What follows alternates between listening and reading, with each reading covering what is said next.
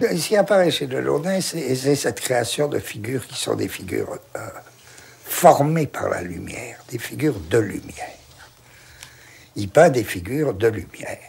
Ce qui compte, c'est éliminer l'objet, substituer aux figures rigides, aux figures géométriques, des figures de pure lumière.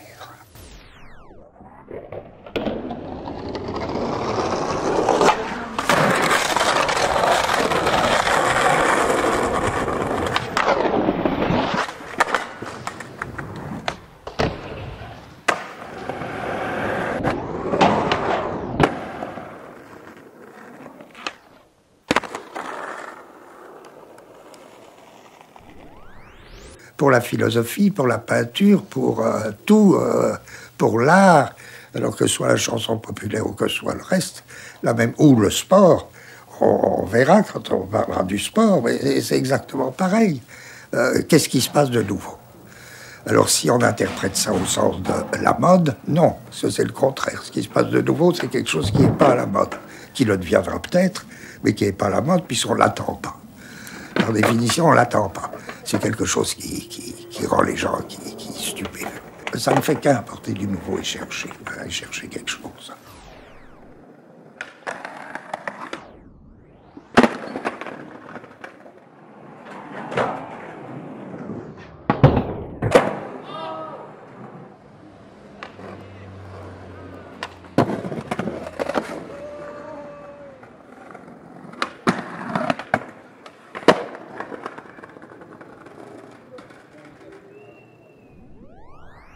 On sait bien qu'une langue est en fait un système, les physiciens diraient, un système par nature loin de l'équilibre. C'est un système en perpétuel déséquilibre. C'est cette espèce de système en déséquilibre, on ne cesse pas de rattraper, parce que ça me paraît être le cas de tout style, ça.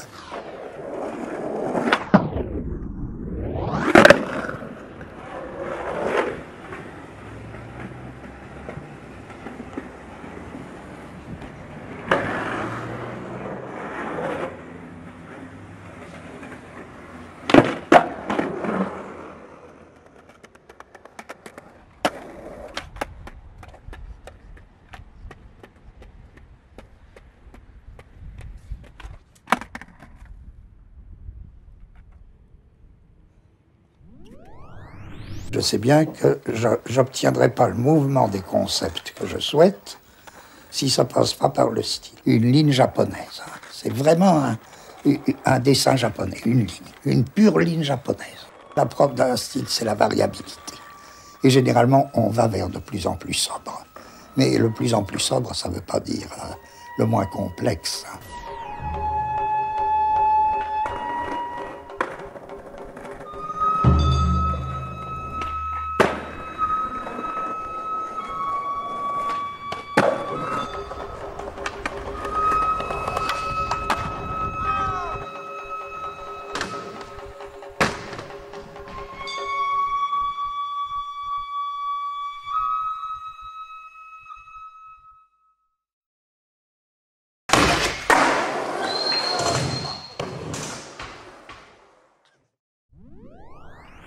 C'est très intéressant, le sport, parce que c'est la question des attitudes du corps. Il y a une variation des attitudes du corps qui sont sur des espaces, des longs espaces, des espaces plus ou moins longs. Mais le sport serait un domaine de la variation des attitudes, tout à fait fondamental.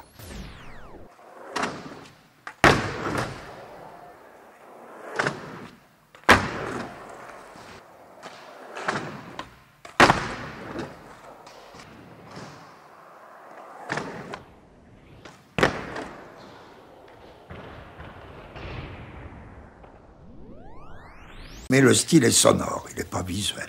Et seul m'intéresse la sonorité à ce niveau. Le style, c'est de l'auditif pur. C'est de l'auditif pur.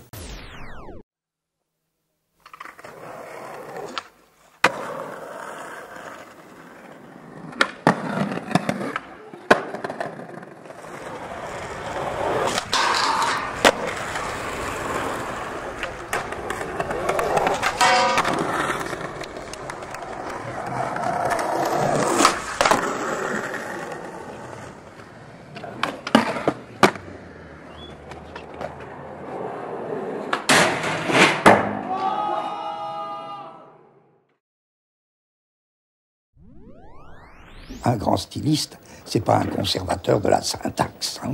C'est un créateur de syntaxe. Les chefs-d'œuvre sont toujours écrits dans une sorte de langue étrangère. Un styliste, c'est quelqu'un qui crée dans sa langue une langue étrangère. On fait subir à la syntaxe un traitement déformateur, contorsionnant, mais nécessaire. Eh bien, en même temps, le deuxième point, c'est que par là même, on pousse cette fois-ci tout le langage jusqu'à une espèce de limite. La limite qui, le bord qui le sépare de la musique.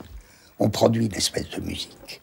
Oui, ben si on réussit ces deux choses-là, et s'il y a nécessité pour le faire, c'est un style.